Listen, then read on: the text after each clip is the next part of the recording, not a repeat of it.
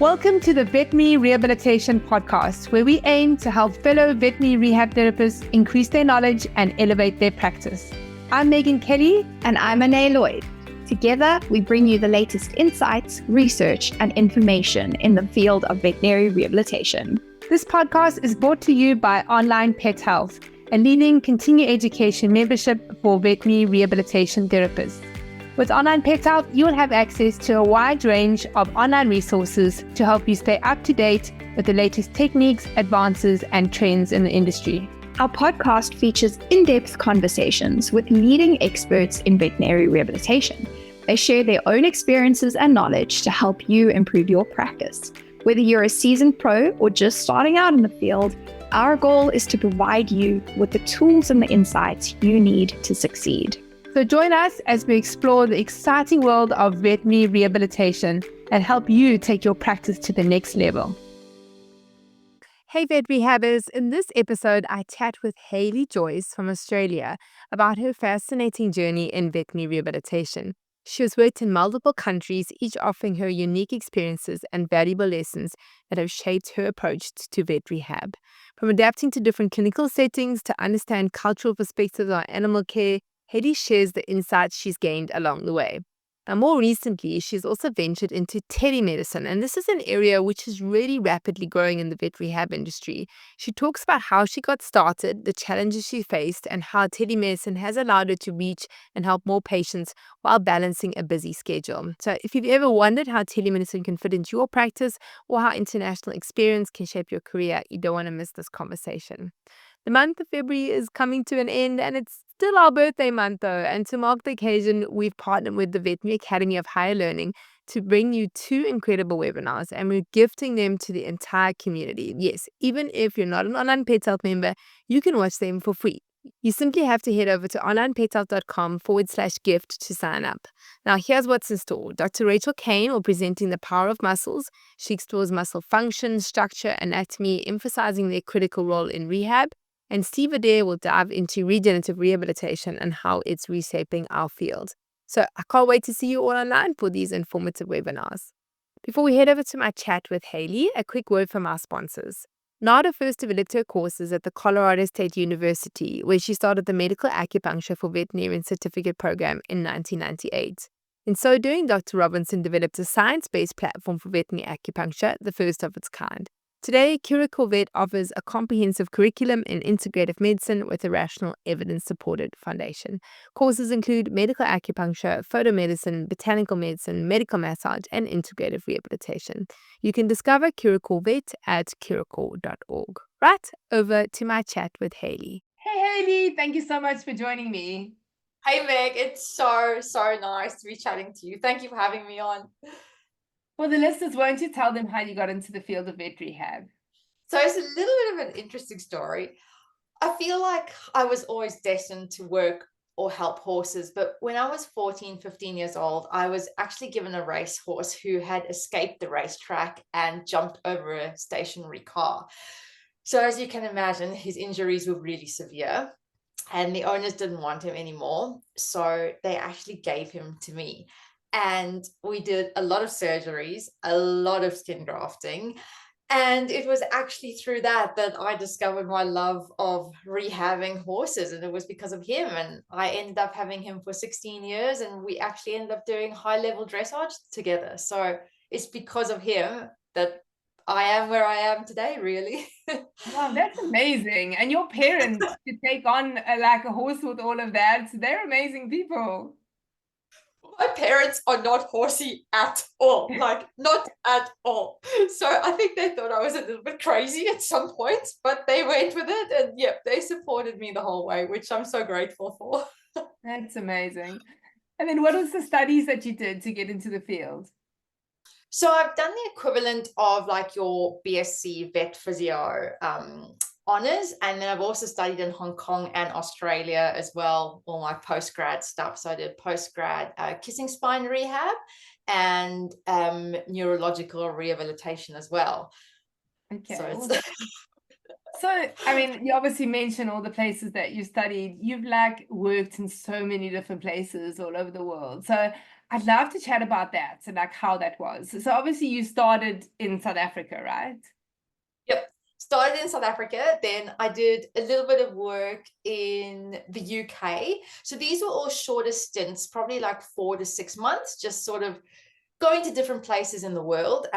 My dad's a pilot, so we were very fortunate that we traveled a lot when we were younger. So I got to see the areas that I wanted to go back to. And yeah, the UK was one. Germany was another one as well, which is absolutely amazing to work at. It's just a whole nother level. And the people are so beautiful as well to work with. And their technology is just out of this world. I've also worked in Hong Kong, which again, totally different experience. To the way the horses just live is just very different, sort of concrete jungle, really.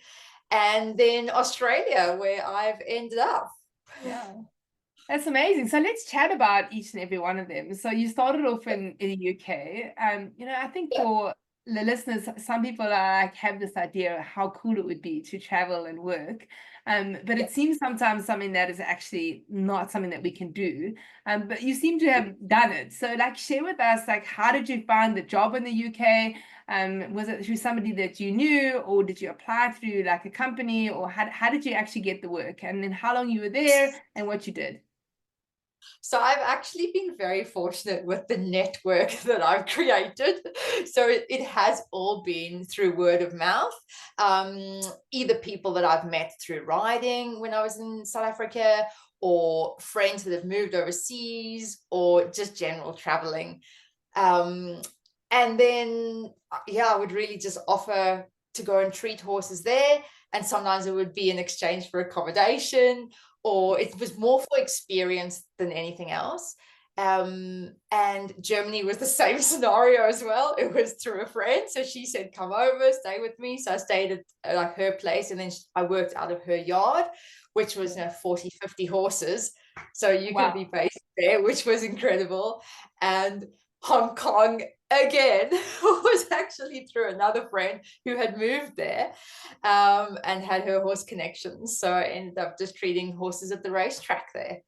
Okay, so really, and the one really all through connections. that's great. I mean, that's what networking's about, right? Yes, Making connections. totally And what I love about like going to conferences, and I know we chatted earlier that you didn't come to the IAVPT conference in Cape Town.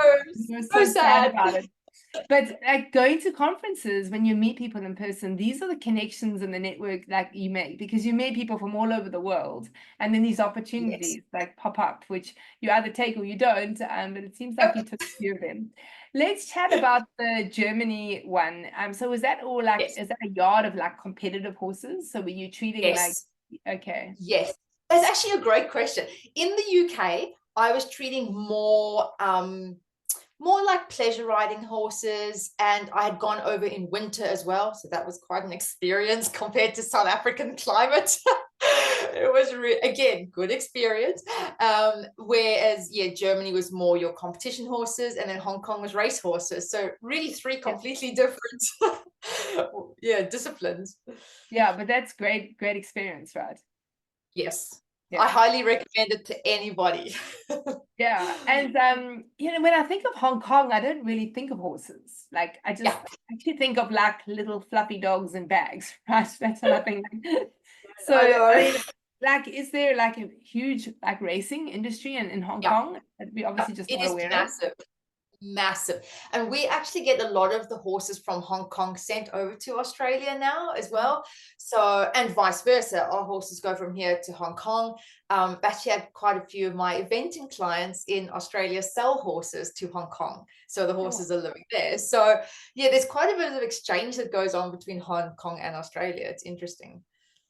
And from your experience in all the different countries, like what is the perception of the owners to like physio treatments and like preventative like care? Like, because I mean, obviously it's so different everywhere. And I mean, even within one country, like in South Africa, you have a lot of like competitive riders who like, you know, just ride, and if their horse has got a problem, they might get someone to treat them. And then you get the other set of people that are like, you know, we're going to do like every 2 weeks, like my horse is competitive, Yes. we keep them like on top performance.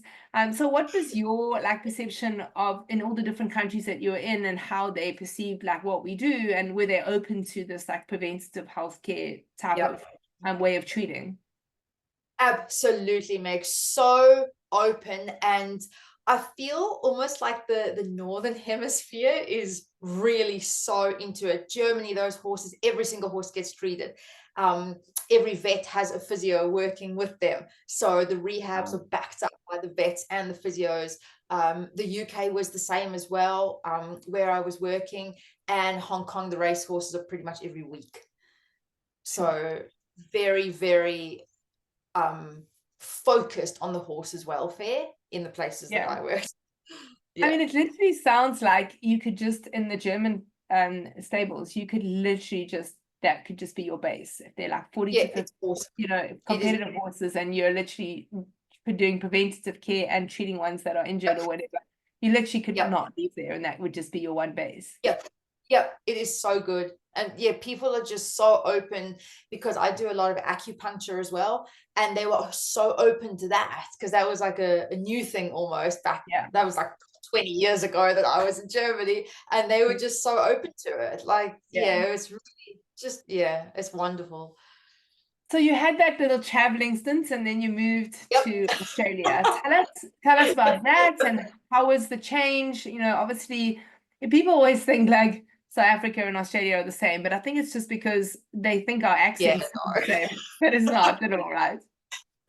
No. So I've been in Australia for 14 years now, and I literally arrived here, Meg, with a suitcase. I did not know where the first horse was, and I have literally built my practice up through blood, sweat, and tears. I was literally door knocking on farms to tell people, like, this is what I did. So when I first came to south of Australia, where I am, physio was not well known at all. Their chiropractic was known, and that's cool. Like, I work with the chiros here too, but that was it. There was nothing else. So I've been grateful for the opportunity to educate people here on what is physio and how it can benefit your horses.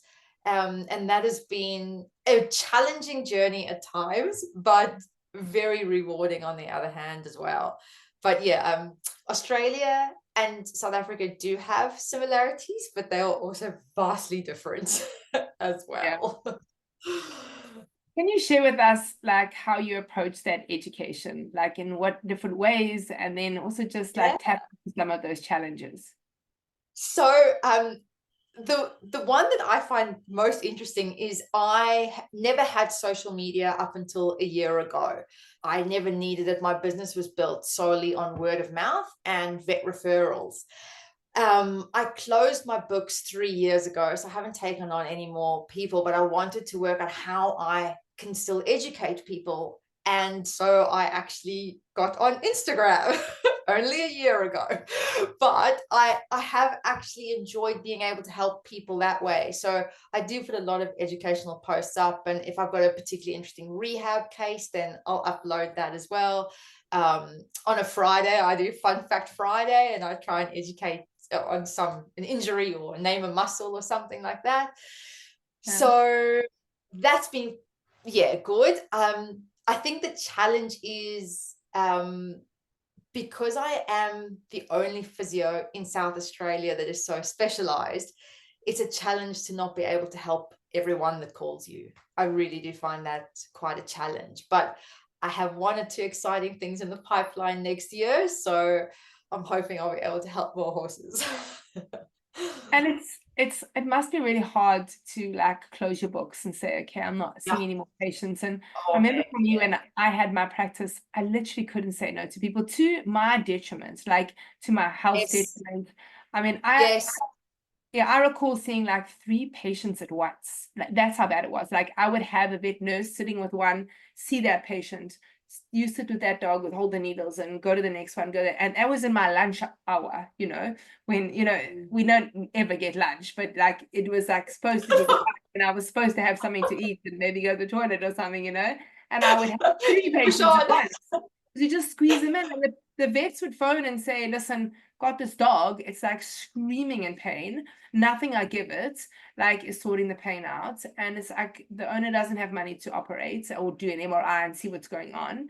I'm suspecting it's like a neck pinched nerve or a disc or something, but we can't do diagnostics. And it's like literally either you or we're putting it down today. And like when somebody says that to me, I'm like, okay, like just come, I'll find a time. No.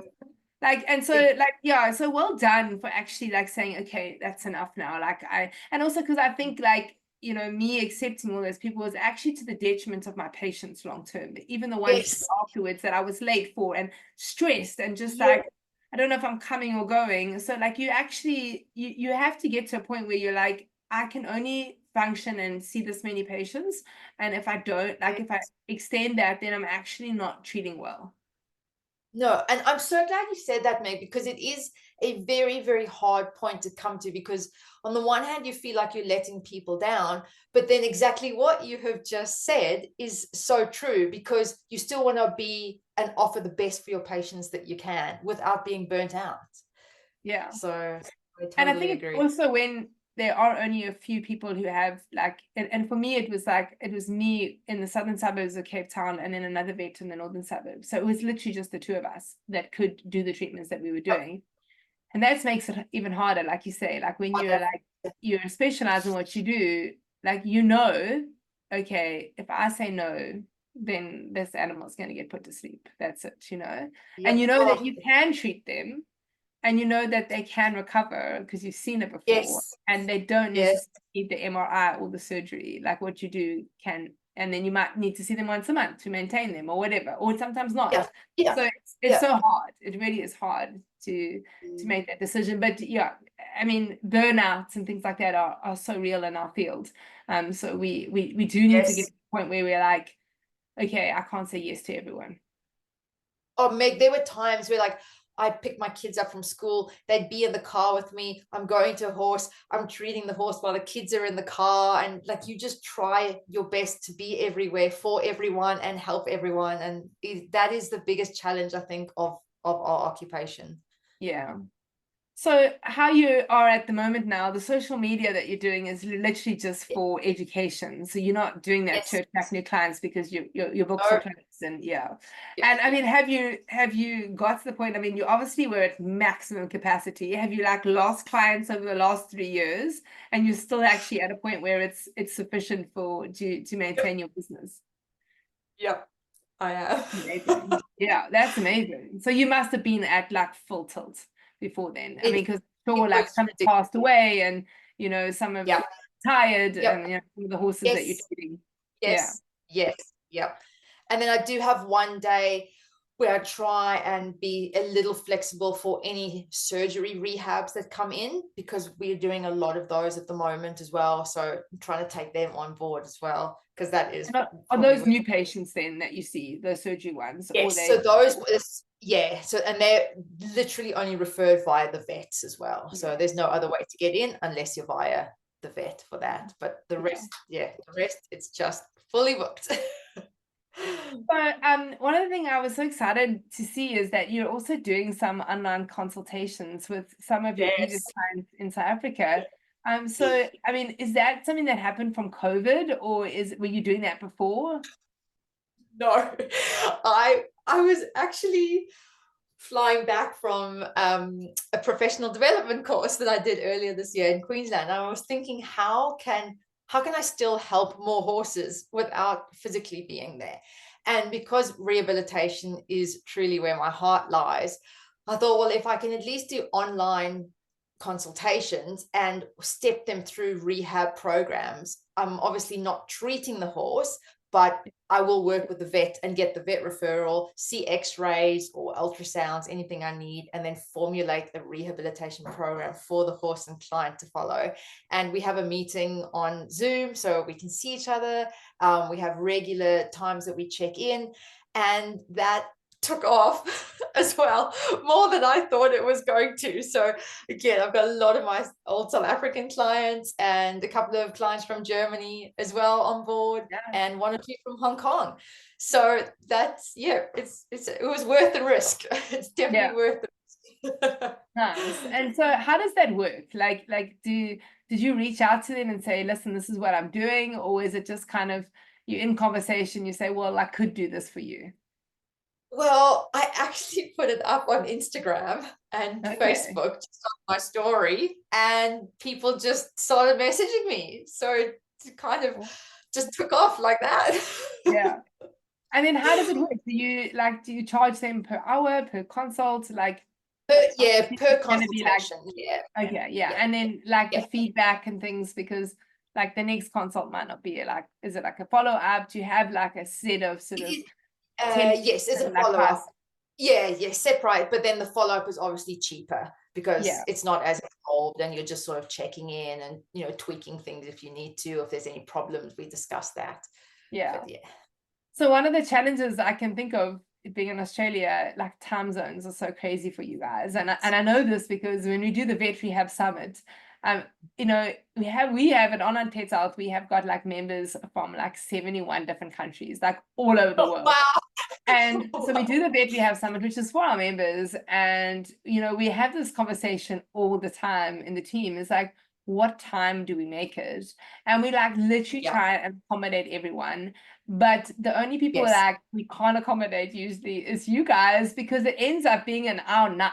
So then we would be doing an all-nighter, and then like Europe would be doing an all-nighter. So I always feel so sorry for the New Zealanders and Australians, because like they end up doing an all-nighter, and we've got so many of them that are just amazing.